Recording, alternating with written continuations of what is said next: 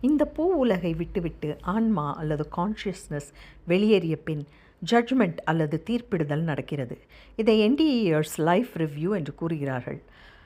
இந்த ஆன்மாவின் முழு கதையும் கண்ணிமைக்கும் நேரத்தில் படம் போல் ஒரு காட்சி பொருளாய் கண்முன் விரிகிறது.